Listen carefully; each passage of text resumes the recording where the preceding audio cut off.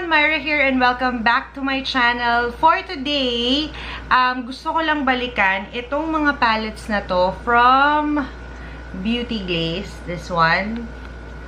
Yan, yung Saturn, Neptune, Mars, Jupiter, and Uranus. Kasi, meron akong gustong subukan na palette from Beauty Glazed, yung bagong labas nila ngayon na yung color board.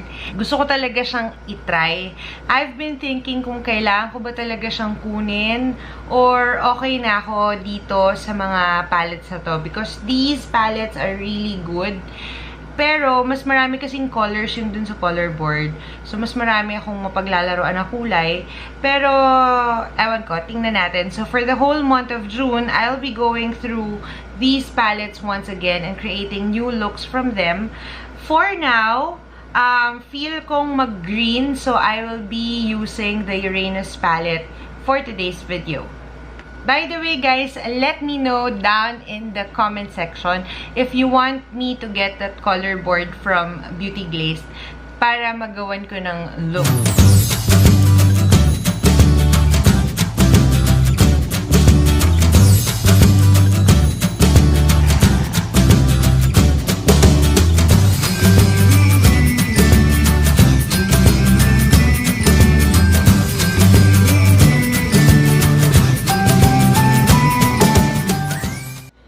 To start off, lagay muna natin yung mahiwagang headband para mahawi yung ating buhok.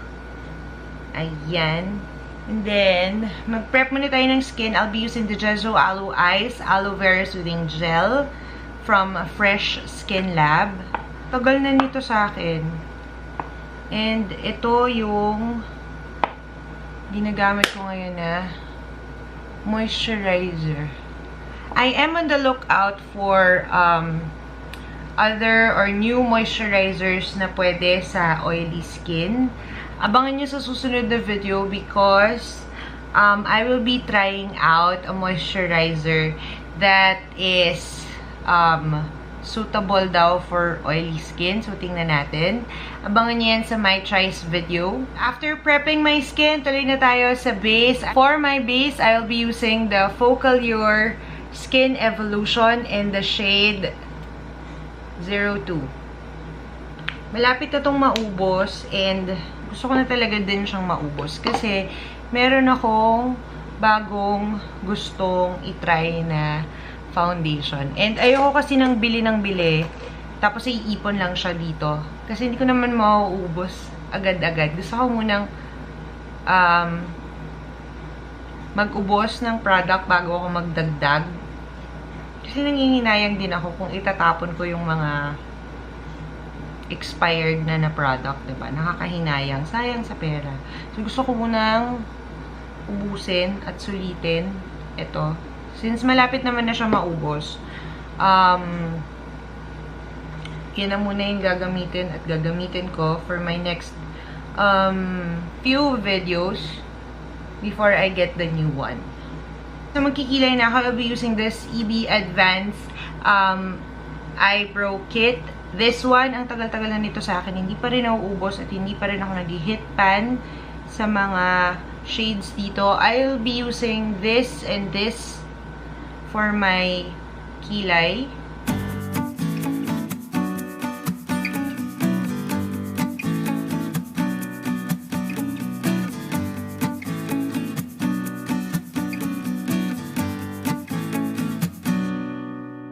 For the concealer, nag-uubos na rin ako. So, I'll be using this Maybelline Age Rewind.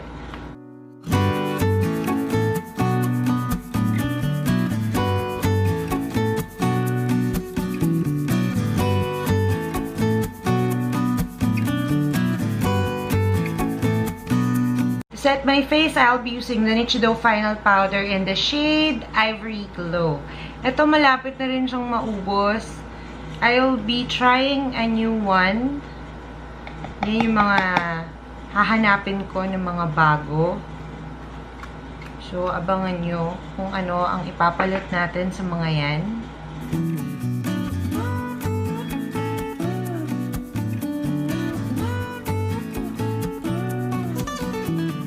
Gusto ko something na madali lang. So, taking the Uranus palette from Beauty Glazed, I'll be getting this shade right here. Para siyang moss green. Parang ganyan. Sobrang lambot nito. Nakakatuwa siya. Para siyang nag-melt sa fingers. Okay, I'll take this shade and I'll put it all over my mobile lid. Rekta na. Mauna yung mobile lid.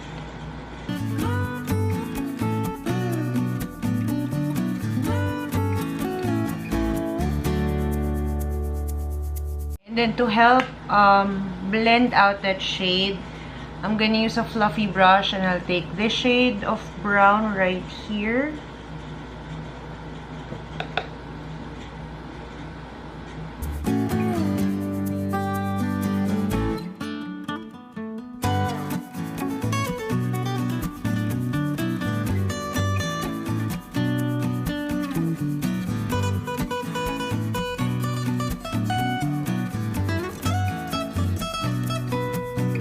So what I'm doing is I'm creating a dome shape, just following yung curve ng aking crease. So hindi ko siya iaangat or something pababa, papunta sa inner corner of my eye. Ang ganda ng color na to. Sa camera, mukha lang siyang faded, mukha siyang black. It doesn't give justice to the color. Pero ito siya sa swatch. Hope you can see. Para siyang may pagka-metallic. Ayan, babaan natin yung ilaw. Metallic na green, na moss green. It's so nice. And then to make this eye pop even more, I'm going to put this shade right here sa middle part of my eye. I'm just gonna take my finger. Again, another shade that is very, very soft to the touch. So, ilalagay ko lang siya dito sa gitna. Look at the pigment. Grabe, ang ganda. And then, I'll just blend the edges. Take this shade once again. Tapos, ilalagay ko siya sa lower lash line.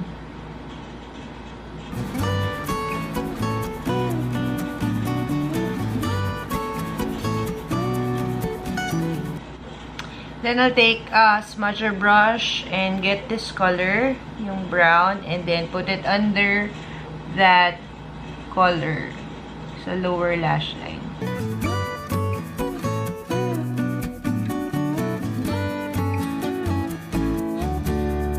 I'm just gonna balance this eye kasi parang masyadong naging smoky yung baba.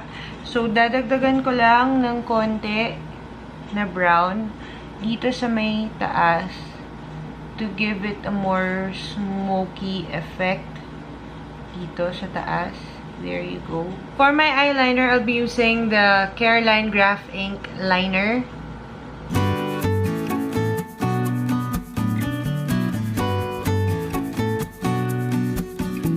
Move on na tayo sa contour. I'll be using the Wet n Wild Mega Glow Contour Palette in the shade Dulce de Leche.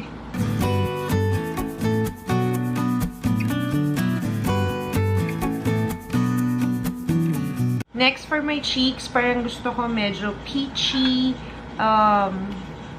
peachy pink ng color. So, I'm taking my Me Now Cheek Maker. And I'll take this shade right here. Then just put it on the apples of the cheeks.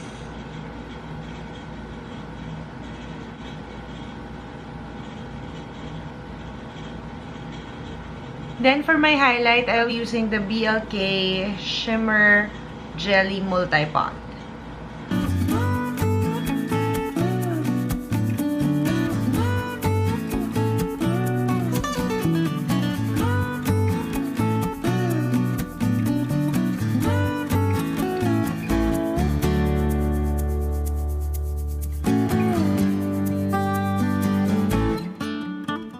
Now for my lips, I'll take the shade Caramello from Everbelena Matte Nudes.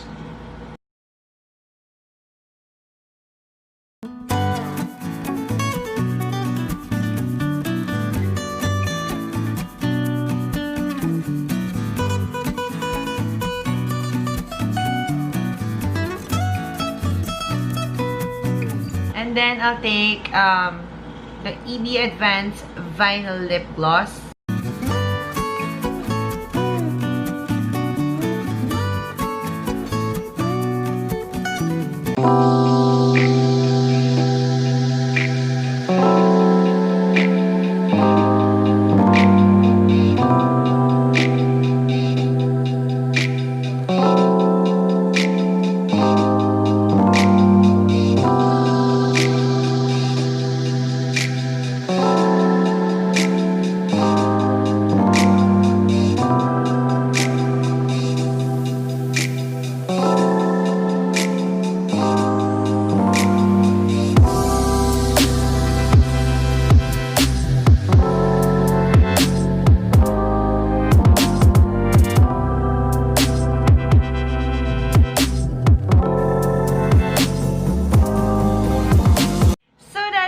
For today's video. How do you like our look, guys? If you enjoyed it, please don't forget to give this video a thumbs up and to subscribe to my channel if you still haven't. You may also follow me on my other social media accounts.